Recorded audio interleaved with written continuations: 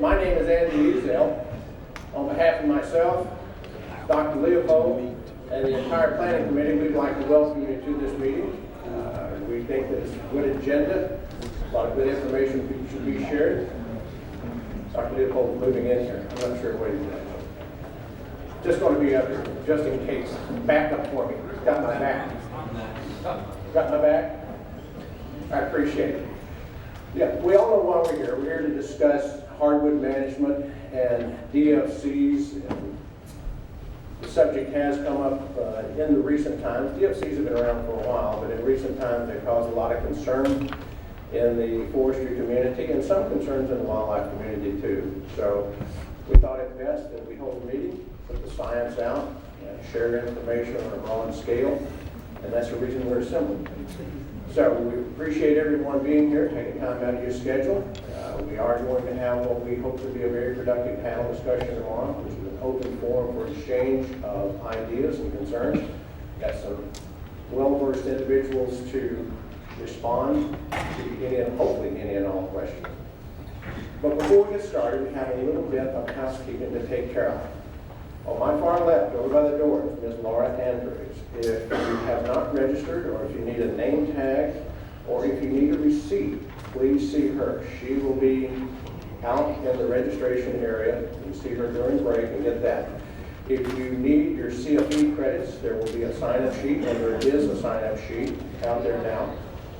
But certainly stop by and sign up and get your CFEs. If you haven't found the restrooms at the front of the building, on the side, on my right side. And with that, I think all of our speakers are assembled. We are ready to go, as far as I know. Our first speaker this morning.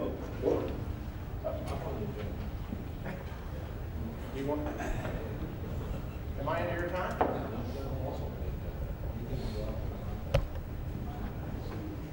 I guess it would help if I read it properly before we got started. Anyway, welcome. You're duly welcome. I'll turn this over to Dr.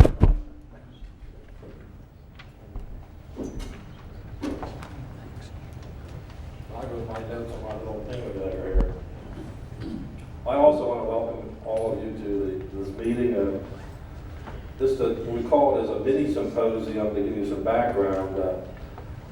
In most cases, you're probably familiar with these big fancy symposia that takes 2 years to organize and so forth. But one thing when I was president of the Y Society, and at the same time Don Jackson at MSU was president of the AFS, we wanted to prove to our mutual societies that we have issues that come up, and we can't take 2 years to form a symposium and find a fancy hotel and a conference center. We want to demonstrate that within 3 months we can organize a mini symposium and get key people and bring the issue to the forefront and get dialogue. And that's the intent of Dr. Ezel and I. So even the word mini symposium is because the concept that we developed where we're trying to address a key issue and do it very quickly before things get out of hand. There are 3 components to this mini symposium, as you may have noticed. First is we brought in some plenary speakers. What we wanted to do with those plenary speakers is lay the groundwork as to what the issue is. And we have three key speakers, one individual to discuss what we call traditional hardwood, the second speaker to discuss the DFCs, and then those as a management tool, and then an individual to give us an assessment of landowner needs, because that's obviously a key to any issue regarding natural resources management. And then once we get that groundwork, the next step was to bring in papers to try and bring us all up to date on the science that stands behind the issue of hardwood management. And then lastly, and just as importantly, is bringing in all of you who are interested with our panel and with our experts and sit down and have a candid discussion as to what the issues are centered around the topic of this symposium, and that's tomorrow. And as far as we're concerned, I do not want to diminish today's activities or tomorrow's activities, but what's really important to us is the fact that we were sitting around and certainly having you express whatever opinions you want regarding this issue. Okay. Now, this is two cautions. We do have two individuals who we have asked to not participate, but participate and observe proceedings for the next 2 days. They are taking notes. They'll be taking notes tomorrow. They're not going to participate in any discussions, but they will be recording information, and they will be developing a white paper that will be reviewed by the subset of our organizing committee. And that white paper hopefully conveys the current science, and obviously from tomorrow's panel discussions, the key issues that we need to address through outreach, through education, and through further research. So those two individuals will be moving about, taking key notes. Also, these proceedings are being videotaped. So just watch what you say. But Melissa Grimes is videotaping all of our proceedings today and tomorrow. They will be unedited, downloaded to our website, the symposium website, and then you can view that. It's also being used by our two monitors so they can refer back to whatever is said and work on their white paper. All right, so again, welcome to the symposium. The key here is to please keep an open mind and please attend tomorrow's panel. When we organized this, we figured we'd have 75 people sign up. I believe it's over 140 for today. And for tomorrow's panel discussion, we're very happy that over 100 individuals have indicated they'd like to participate in that panel. Again, I cannot emphasize more that at panel discussion, that's the time to speak your mind. We'll have microphones throughout the room. You'll grab the microphones, speak your opinion, and anyone in the room can open up the dialogue, including our panel. So again, welcome, and we certainly hope, as reiterated what Andy said, that we hope that this symposium leads to probably many more symposia, but at least lays the ground for understanding of this issue. Thank you. Andy, join us.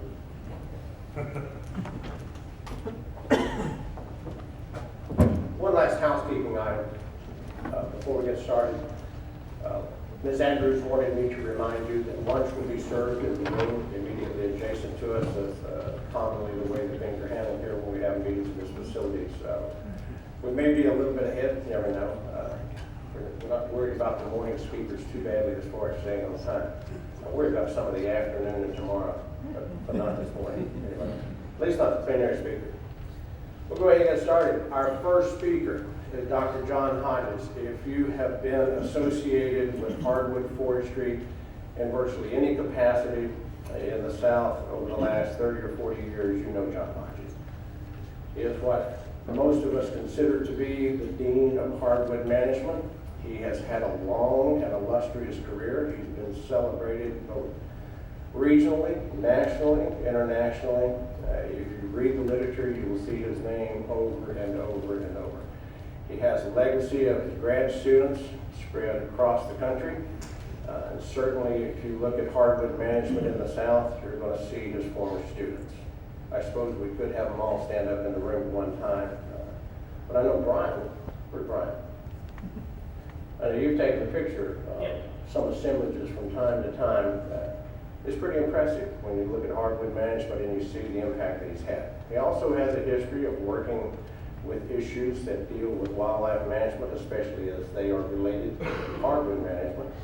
And I call him a friend and a colleague. I spent a lot of days with him. We've done a lot of work together.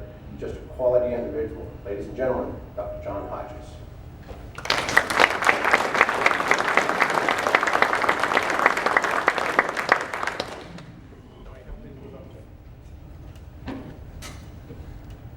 Figure out how to get this thing started.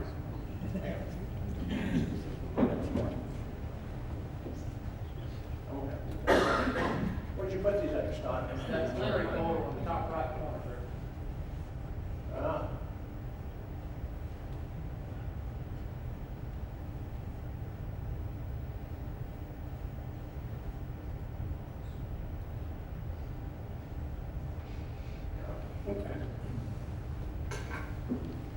I know I was asked to give this presentation because they consider me a senior person.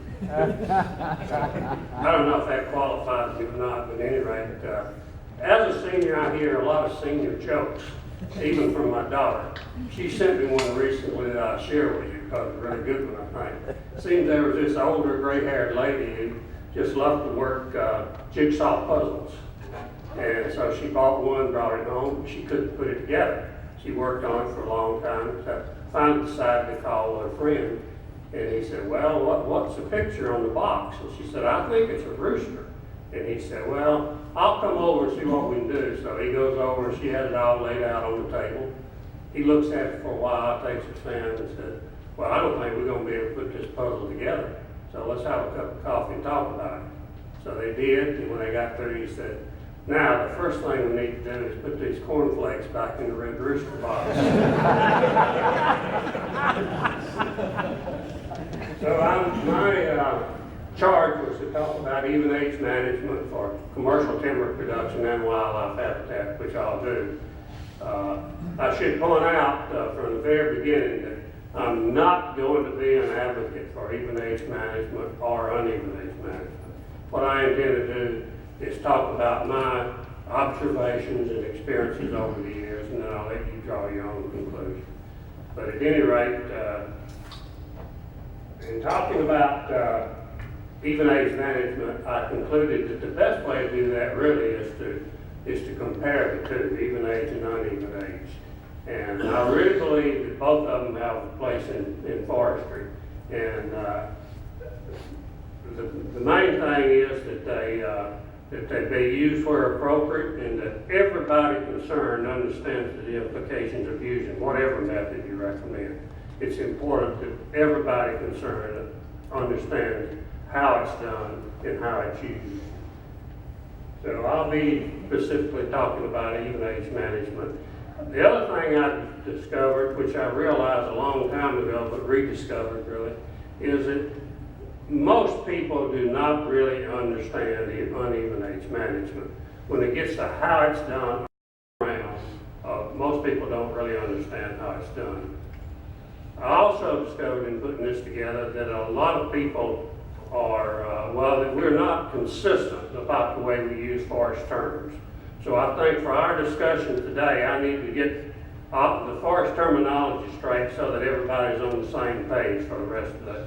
So I know this is going to be old hat to a lot of you, but I think we need to go over these forest terms before we get into the rest of it. So I'll talk mainly about even age management, but I'm going to go into some definitions first of all.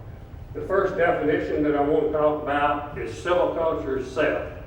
Silviculture is really what we're going to be talking about today and tomorrow. Everything we're talking about here comes under the field of silviculture.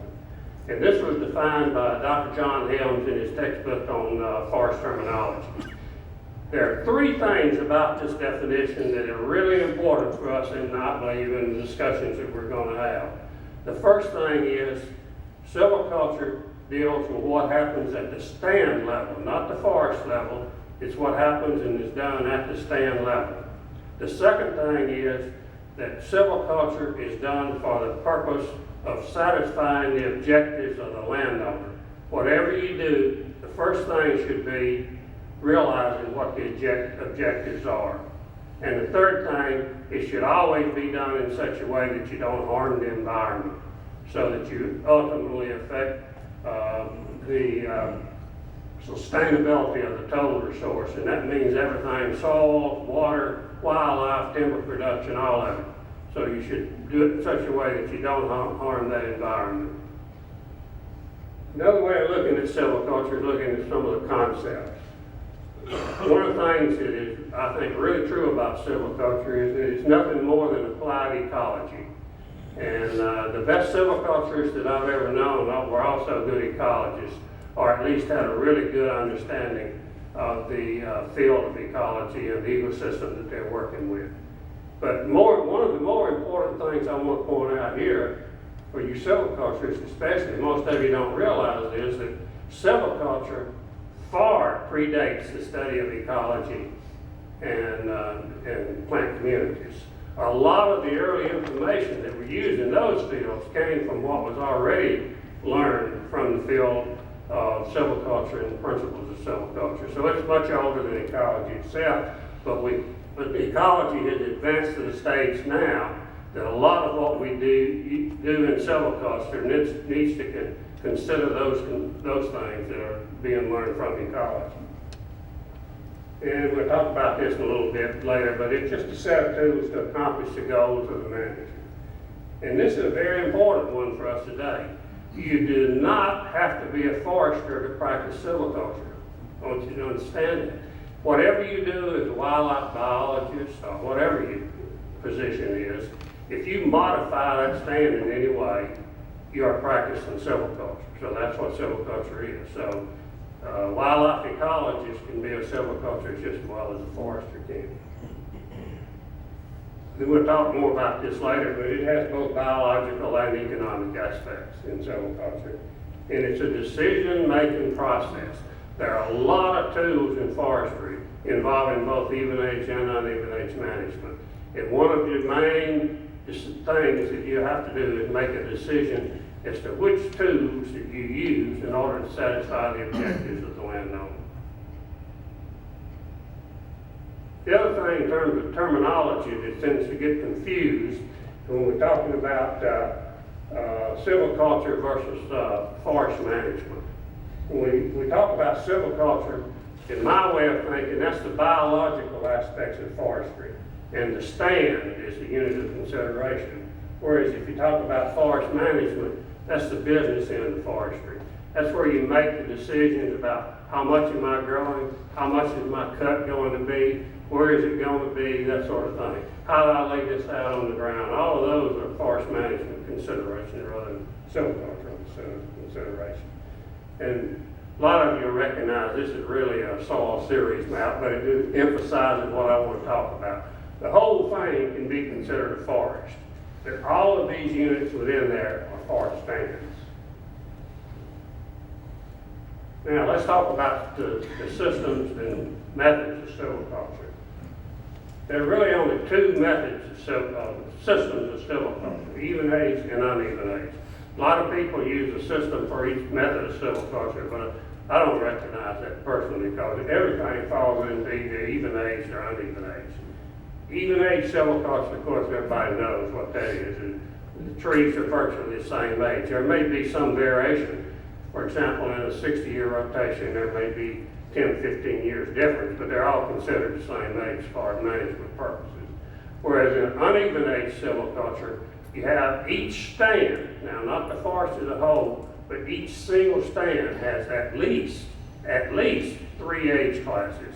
If you're going to buy anything near a balanced stand, it's going to be more than 3 age classes.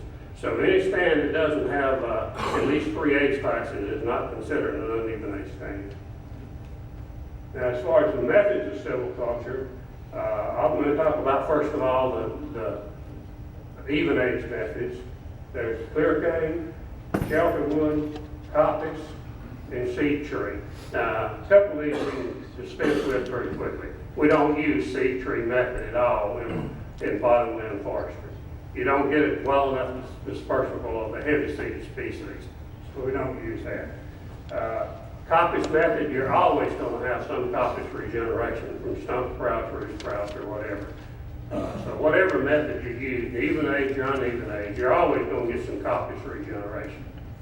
We don't depend on that a lot, particularly when we're regenerating our older stands, but you do get some of it. Now, let me mention something about clear cutting. Clear cutting, there's two different ways of looking at clear cutting. One way is just removing the valuable material, the utilizable material, with no consideration for regeneration. When a silviculturist talks about clear cutting, they're like talking about something that's very different. They're talking about a method of regeneration. So when you use clear cutting to regenerate a stand, you better be sure that you've got that appropriate conditions for regeneration. Otherwise, it's going to be a complete failure. Okay, so that is used. The shelter wood method that I'll talk about later is the most Really, it's the most versatile method we have. It's used in a lot of different ways that can be very valuable for both timber production and wildlife production. So shelterwood method is the preferred method, really, of regenerating hardwood, bottomland hardwood stands if you're using even age silviculture. And we'll get in a little bit more detail about it later. Now, as far as the uneven age method, there's only two: single tree selection and group selection. This is a shot from above of a single tree selection. All of those little openings that you see there, it's where a single tree was removed. And that's single tree selection. You can see the size of the opening is pretty small. This is not a very good slide, but at any rate, you can see those small openings there were made to simulate group selection. And most of those are probably about an acre in size. But at any rate, the other thing I want to point out there, this is a good way of showing the difference in light conditions that you have under those situations. As the earth rotates and light, say, move from east to west across here, you're going to have about a period of the day from about mid-morning to mid-afternoon when you get direct sunlight on those trees. The rest of the time, depending on how you cut it, you may get a lot of indirect light, or you may not, depending on how dense the stand is around it. And that's opposed to an opening this size, which we're calling it clear cutting, but I can tell you this is actually a one-cut shelterwood, and I'll talk about that in just a second. Now, as far as the even age methods, as I said, that's where they are, and shelterwood is the preferred method. And the reason it's preferred is there's so many variations of it. You can do a one-cut shelterwood, which is actually what a clear cut is, because the regeneration occurred under the previous stand. So what you're doing is just releasing that regeneration. So as my friend of mine, Dave Smith from Yale, always pointed out that what we call clear cut is in actuality a one-cut shelterwood. Okay, so those are the methods again, and the shelterwood is one that we use. Give you an example of the way the clear cut's used. This was a stand on the Saline River in Arkansas, and it was really a beat-up stand, not much grade timber there at all, but it did have a lot of advanced regeneration. So we recommended to them to go ahead and do the one-cut shelterwood, which is what they did. And so this is what it looked like right after the cut, and this is what it looked like 1 year later. And most of that taller material is coppice regeneration, mainly sweet gum, and there's a lot of oak in there. After 22 years now that that's been in place, they had a beautiful oak stand, but in actuality they had too many oaks. But from that one-cut shelterwood, it was very, very successful. This is an example of a shelterwood, and I'll tell you, this was done on the Knoxville Refuge Historical, and this is really what I call an accidental shelterwood. What we found is we had a lot of advanced regeneration in that stand, so we recommended that it be cut, which they did, but the forester at that time decided that we had a lot of trees that weren't fully mature, and for wildlife purposes also, he wanted to leave them. So essentially what we left is a shelterwood. Now, they have never taken those off, and that's like 23 years old now. So what we have is a 2/8 stand, and a very nice situation for wildlife as well as timber production. This is another shelterwood cut. This was in the Carolinas, but they did shelterwood, and the lower material that you see under there is the regeneration that's coming on. Again, there we say, let me talk now specifically more about the stand versus forest situation. I think this will illustrate the importance of it. If you look at stands, first of all, even age stand, the balanced stand, and the irregular. If you look at the even age stand, there is a variation in size, but most of the trees are near the median, so the DBH distribution would form a bell-shaped curve. Now, on the uneven age stand, you have a lot of different age classes. Yeah, my laser not working, but at any rate, on the right of the uneven age, balanced uneven age span, you have a lot of the younger age classes decreasing as it gets older. So it's didn't do it. Yeah, there it is. But at any rate, that would be the situation in the balanced uneven age. Now, what we have in a lot of our uneven age stands, if you can find them, is an irregular uneven age. And by that, it would mean that there's a deficiency in some age classes and an excess in other age classes. So it's really unbalanced in terms of the distribution.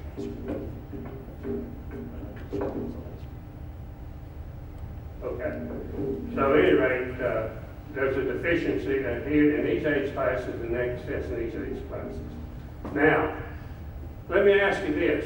What would be, if you plot the diameter distribution of a bottomland hardwood stand, such as this one right here, what would be the diameter distribution curve? What would it look like?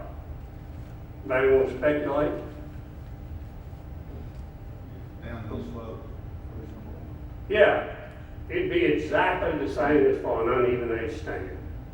And that's the reason a lot of people early on thought that our bottomland hardwood stands were uneven age. It's because we had tremendous distribution in size classes, but there was all the same even age. That stand that I just showed, I know for a fact that was an even age stand because I know when it was initiated from an old field. So it was even age. Now, the thing that I really want to get to is if you blow this up to the forest level, and that's what's important for the landowner, not the single stand. The landowner is interested in what's happening on his forest as a whole, not just a single stand.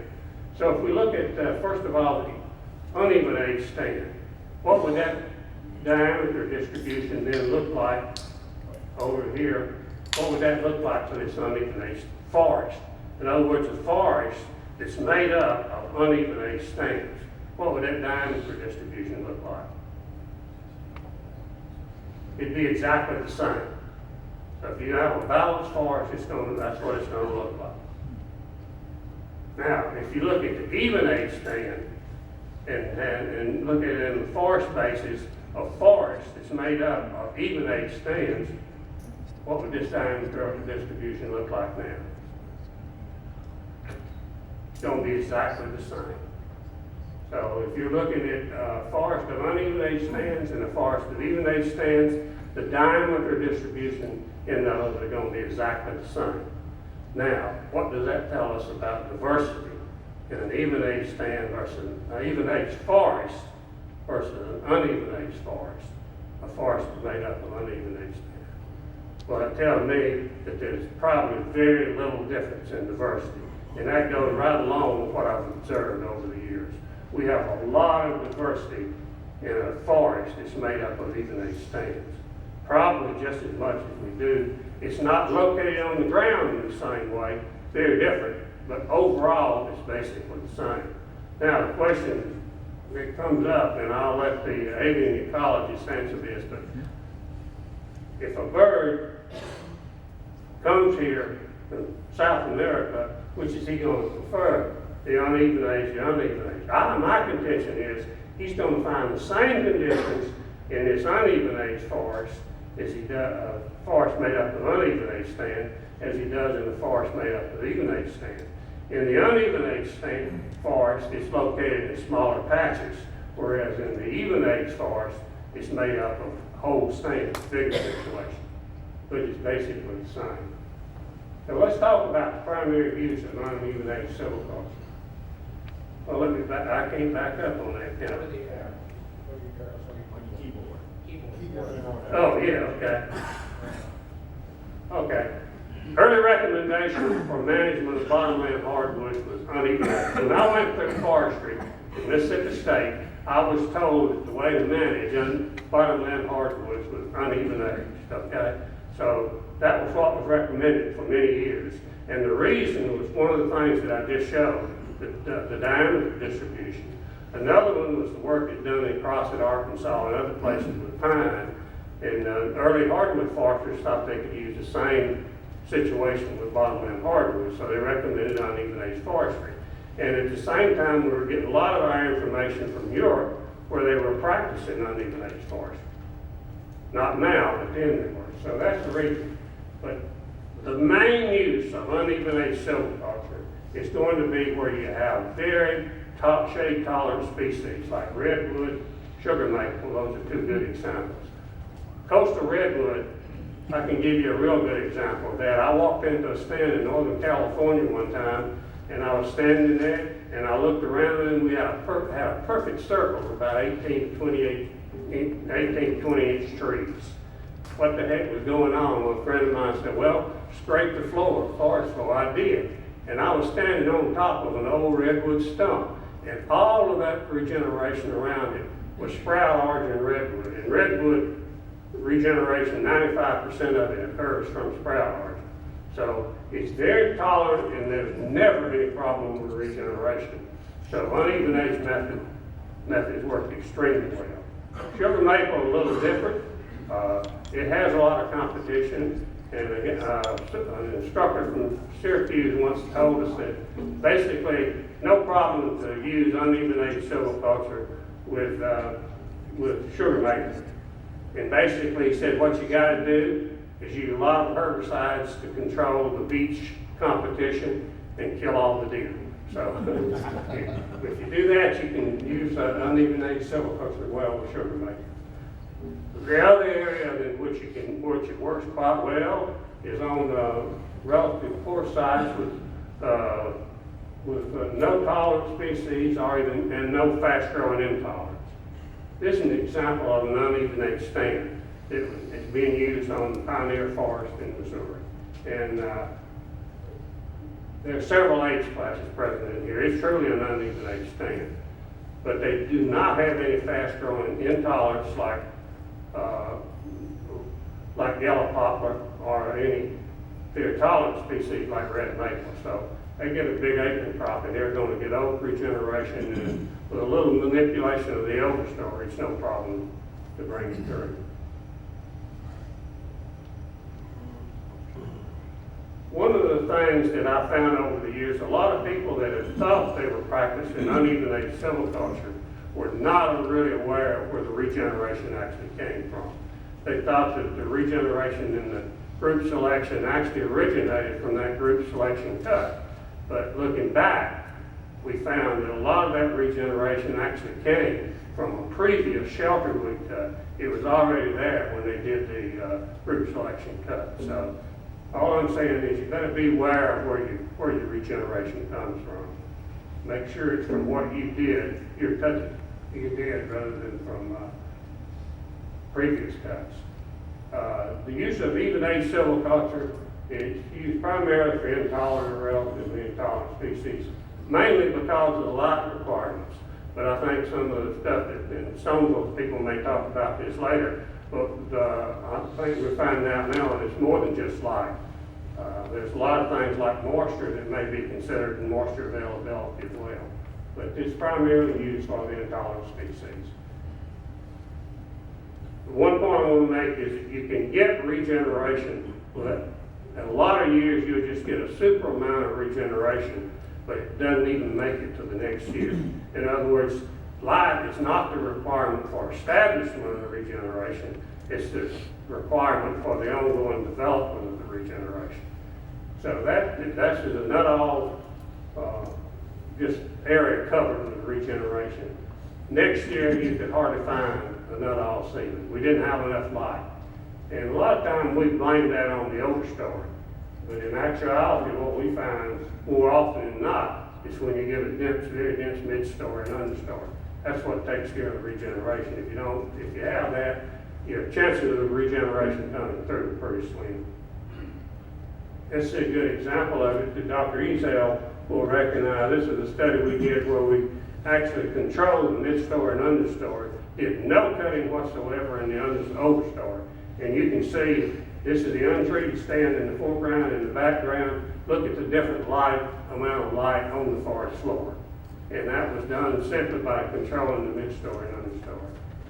This is some work that Brian Lockhart did. And basically, this just shows the light intensity throughout the day for a stand where we have a dense understory.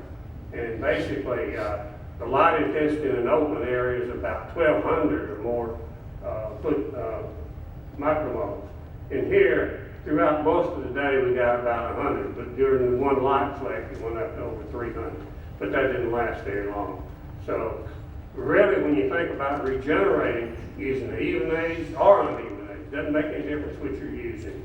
You better be concerned about the regeneration getting that amount of light, because if you don't get enough light that you get more than one flush of growth that first year, it's never going to make it. The first year they're going to live on the seed reserve. But that second year, if they haven't had enough light to make some root reserve, then they're going to die that second year, regardless of the method you use. So why do landowners, for the most part, prefer the even age method of silviculture? It's because, first of all, most of our desirable species are intolerant or relatively intolerant species. Those that we desire primarily for timber production. Also, some of them that we desire heavily for wildlife habitat are also fairly intolerant. The second reason there is that even age is easier to apply and track the results than uneven age. Just keeping up with what's happening in an even age stand is a lot more complicated. What a lot of people don't realize that you do not do uneven age management by just taking out the bigger and older trees. You have to cut in all age classes within that. So if you have 3 age classes, you're going to be maybe doing everything from pre-commercial to pulpwood production at the same time you're taking out the big trees. So it's a lot easier to do even age management than it is uneven age management. And thirdly, even age management may be preferable for financial and biological reasons. Biological, mainly, I've already talked about, is mainly regeneration. The uneven age system results in a decrease in composition of the commercial species. This is something that's been known for a long time, over 100 years. In the 20s, James Toomey pointed out that if you modify the environment of the stand, you're going to change the composition of the community, and that doesn't occur by chance. It depends on how you modify the stand, but it's predictable as to what will occur depending on how you modify it. So you need to be aware of what's going to occur as to, depending on how you do, what kind of practices you use. Now, a big consideration is going to be for us here, I know we're going to talk a lot about this, is the financial aspects of even age versus uneven age. And I'll tell you right up front, I think that every analysis that has ever been done is seriously flawed. And the reason it's flawed is because they do the analysis based on a single stand. And basically what they do is they take a fully stocked stand, grow it through the rotation, and then assume that you're going to get the same stand for the next rotation. The landowner is not interested in that one stand, he's interested in what's happening on the forest as a whole. So over time, if you're not getting the desirable composition back, what's going to happen to that forest as a whole? The quality is going to go down. But you have to look at this analysis on the forest basis, not just a stand basis. And again, that's been shown in management experience. And Norman Davis can talk about this specifically. But Anderson Tully used uneven age management for how long? 100 years almost. So basically, after a while, they began to look at what they were having on the ground. They were not getting a lot of the younger age classes of the desirable species, not what they wanted. But the proof really came in what they have with their continuous forest inventory. One of the best that we have in this country for bottomland hardwoods. And basically looking at that CFI, it was very apparent that there was a decrease in the desirable species, the intolerant species, I should say, the desirable commercial species. Research studies that I'll let him talk about, but research studies everywhere from Wisconsin to North Carolina to Tennessee to Mississippi, all of them have all shown that with uneven age management, if you do not take special precautions then you can have a decrease in those species. Now, let me make it clear.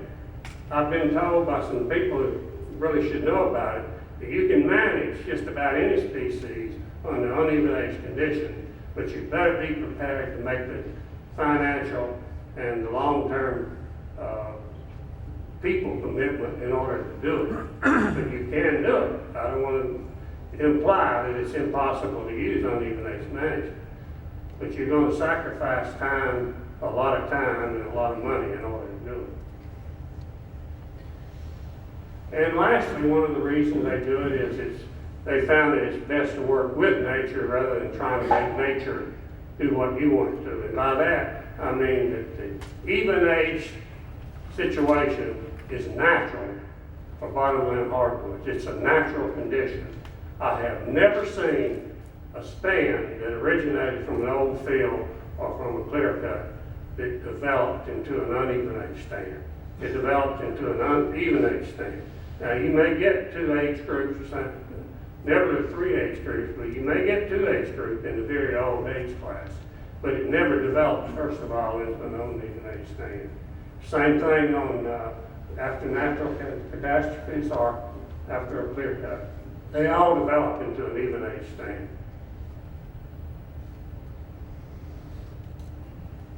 One thing that whether you're dealing with even age or uneven age, the timing of the operation as to when you do it is extremely critical.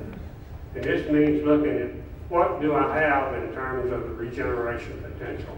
And that has to be either advanced regeneration, a good seed crop on the ground, or newly germinated seedlings that you release that first year. Now, you can't wait for them to develop later on. You got to release them that first year. And the best way of doing that is to use the shelterwood method. And the nice thing about the shelterwood method, it can be the 1 cut that we talked about, be a 2 cut, 3 cut. You can remove that overwood any way you want to that will benefit both timber production and wildlife. And it's you got a lot of options about actually leaving it the entire rotation, for example, in what we call two-age management. Okay, we talked about clear cutting, we won't talk about that anymore, but you can predict your seed production. So it's not like it's something that's going to take you a long time to do, but you can look at the seed crop on a tree, and you can tell, for example, I've got the acorns that are going to fall this year, I've got next year's acorns that are being developed now, and these are acorns that have been fertilized, have been pollinated but not fertilized. They'll be fertilized the next spring and then develop the next year. So I've got 2 years here that I can work with this stand to harvest it whenever it's best to get the regeneration potential. That same thing, that was water oak, this is cherry bark the same way. White oak, of course, develops in 1 year, so you don't have as much time. Again, I talked about the shelterwood method, so we'll get that. Some summaries of results to finish it up. One of the first things that we should all realize that cutting method alone is not the answer for successful management of bottomland hardwoods. If you don't take into account all of these other things that are necessary for regeneration, and not just for getting the seedling, but for letting it develop over time, that's just as critical as getting the seedling. So that's very critical. The cutting method alone, whether it's even age or uneven age, won't meet that requirement. Uneven age methods have the same requirements for regeneration. If you're cutting just in a 1 acre group, you still got to have the same requirements as if it's in a 50 acre group. It's exactly the same, regardless. Getting and developing the regeneration is going to be the same requirement. In my opinion, it's very wrong to specify that just say a certain amount of the area has to be in the regeneration phase. That's not the same thing as saying I'm getting that much regeneration every year. So if you're not paying attention to these regeneration requirements, then you're not accomplishing the task that the landowner wants. The DFC method is said to be a form of uneven age management, and that's more or less true. But when you talk about cuts that are over an acre in size or up to 7 acres in size, that is not uneven age management. Uneven age management is really smaller than that. It's been stated also, as I said before, that uneven age management gives more variation in diversity. And I'm not sure that's true, because one of the things that hardwood foresters find in trying to regenerate even age sand is that they've got so darn much diversity in the mid-story and understory that it's almost impossible to get those seedlings to come through without a lot of effort at control of that mid-story and understory. Andy can tell you, he and I have looked at stands and for years now, and what we find that the first stand, for example, developing on an old field, that first stand may not have a lot of mid-story and understory, so regeneration comes in pretty early. If you take that stand on to the next level, or like in a clear cut, then you got a lot of mid-story and understory that you have to worry about. So I'm not sure that there's that much more diversity. Look at this stand, for example. That's an even age stand on the Knoxville Refuge. And look at the tremendous amount of mid-story and understory you have in that stand. And it is not unusual to see that much of material in there. And what I'll say also that I'm not unhappy with that the people have come up with this DFC method, because it's looking at things in a little different way, and there's a lot of value to it, I think, particularly on public lands. But where we need to be concerned here is the use of it on private lands. And what we need to do is that they can be very well used there, but the landowner needs to be well aware of what the consequences are going to be, regardless of the method you use. The landowner better be aware of what's going to happen. I'll conclude, that's what I consider the information needs for managing bottomland hardwoods. First of all, we need good economic comparisons based on the forest level, not just the stand level, but at the forest level. And we need good valid comparisons of diversity, both plant and animal diversity, on uneven age and even age situations. And we need to examine the influence of other environmental factors such as soil moisture on the difference between even age and uneven age. That's going to be important in the long run. So with that, I hope I have a few minutes for questions. Yeah, and We have time for a few questions. okay, I appreciate it.